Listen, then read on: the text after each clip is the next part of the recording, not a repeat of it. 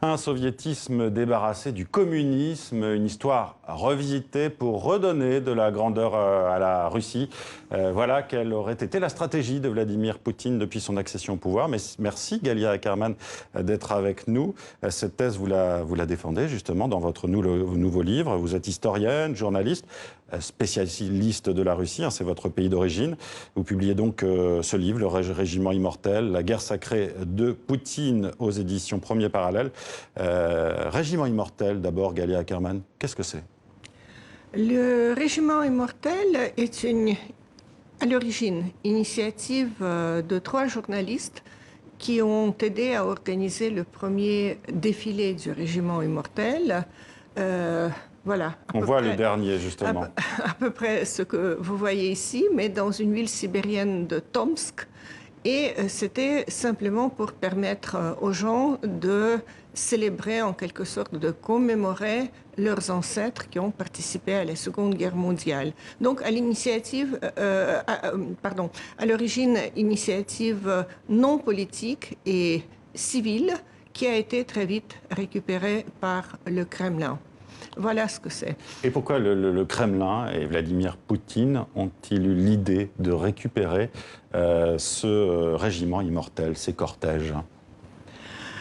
Parce que la Russie, après l'éclatement de l'Union soviétique, est en quelque sorte restée orpheline de son empire et de sa fierté impériale. Et donc il a fallu trouver autre chose que la fierté du peuple soviétique qui quand même était à l'avant-garde de l'humanité, enfin, il le croyait en tout cas, pour construire le communisme sur Terre, pour construire un régime juste. Donc tout cela a été abandonné. Et qu'est-ce qu'il est resté? Les gens ont été déboussolés, tristes. Les fêtes soviétiques n'existaient plus, la fierté soviétique ne restait plus, 25 millions de Russes ethniques se sont retrouvés à l'extérieur des frontières de la Russie. C'était ça ce que les Russes considéraient comme une sorte d'humiliation nationale. Et je crois que c'était d'emblée l'idée de Poutine de redonner la fierté aux Russes en réhabilitant le passé soviétique qui a été terni, bien sûr, par les révélations pendant la perestroïka, pendant les premières années d'Eltsine. Il y a eu tout un flot de témoignages, de documents secrets et dans le passé inaccessible. Vous dites d'ailleurs que cette période Eltsine, c'est une parenthèse dans l'histoire russe. On peut dire ça, on peut dire ça. Et donc,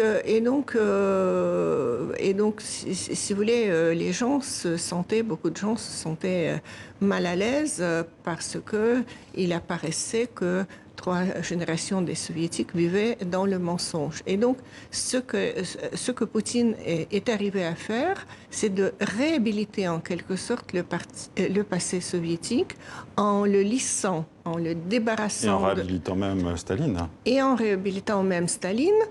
Et donc, si vous voulez, le sommet de cette histoire soviétique, la page la plus glorieuse de cette histoire soviétique, c'est bien sûr la victoire dans la Seconde Guerre mondiale, qui devient en quelque sorte le pivot de la nouvelle identité russe. La grande victoire sur le mal absolu. La grande victoire sur le mal absolu qui fait du peuple russe le peuple des vainqueurs. Et donc, et on oublie justement le pacte de non-agression signé avec l'Allemagne en 1939. On ne peut plus en parler, vous dites, hein, dans on n'en parle livre. Pas beaucoup, et surtout, on ne parle pas des protocoles secrets en vertu desquels l'Union soviétique, qui était alliée à cette époque de l'Allemagne nazie, ont dépecé ensemble l'Europe de l'Est et notamment la Pologne, où d'ailleurs les troupes soviétiques et les troupes nazies ont même fait un défilé commun. Ce qui est passionnant dans votre livre aussi, et là on sent votre parcours d'historienne et tout votre travail d'historienne, c'est cette force justement de Vladimir Poutine de revenir au fondement de ce qui est aussi la Russie, la Sainte Russie, la Mère Russie, Russie ma patrie, une Russie dont l'idée est presque messianique, hein, vous le dites, une expansion sacrée aussi de son territoire, une suprématie aussi sur les autres peuples, et ça vous le dites, et on revient à ça aujourd'hui. Absolument. C'est-à-dire, la Russie, ce que j'essaie d'expliquer, a toujours vécu avec des idées messianiques. Vous venez de les énumérer.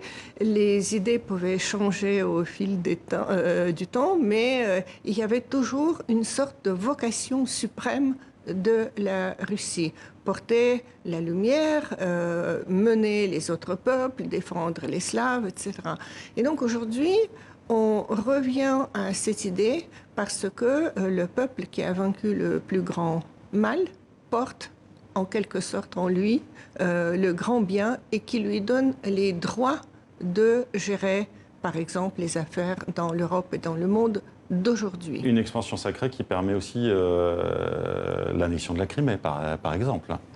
Ah, mais on revient à l'expansion, voilà, de cette Russie. Mais bien entendu, parce que la Russie, et ça c'est quelque chose qui existe depuis des centaines d'années, elle est en quelque sorte appelée à s'élargir. L'expansion est quelque chose qui se produisait pendant des siècles et on ne considérait pas cela comme une colonisation, mais plutôt comme, en effet, l'expansion de ce pays civilisé, d'inclusion d'autres peuples, etc.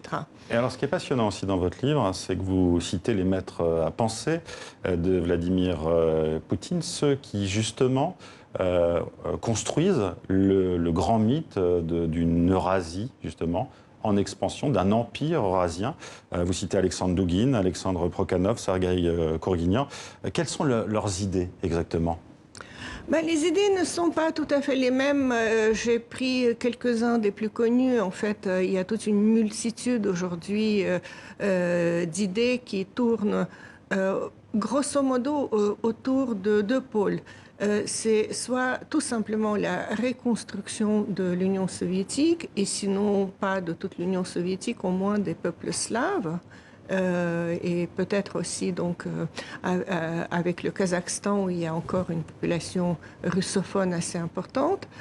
Et l'autre idée, c'est l'idée purement eurasienne, c'est-à-dire l'orientation non pas sur l'Europe, mais plutôt sur l'Asie, pour créer un grand empire qui serait entre la Chine et l'Europe, et donc qui inclurait notamment toute l'Asie centrale. Vous dites dans votre livre aussi que, clairement, maintenant, la Russie a rompu avec l'Europe.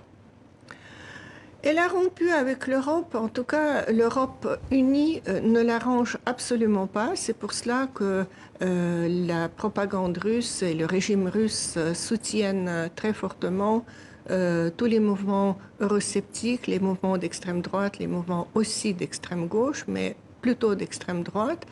J'ai vu des émissions où non seulement on apportait un soutien très marqué à Salvini ou à Marine Le Pen, mais même au parti du petit-fils de Mussolini. C'est-à-dire, pour Poutine, apparemment, la vraie Europe, c'est une Europe des nations, c'est-à-dire pas d'Union européenne du tout, et l'Europe où les nationalistes et les populistes auraient le pouvoir. Parce que avec eux, il est facile de s'entendre. Ils sont sur la même longueur d'onde idéologique. C'est une idéologie extrêmement conservatrice, anti-migrant,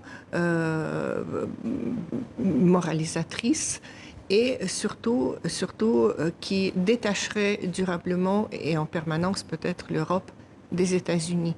Ce que vous dites aussi dans votre livre, c'est que, en gros, 85% des Russes adhèrent à ces idées, adhèrent à ce programme de Vladimir Poutine, les 15% restants étant des citadins qui contestent, mais on a quand même une grande majorité, selon vous, qui est d'accord avec ce que fait Vladimir Poutine.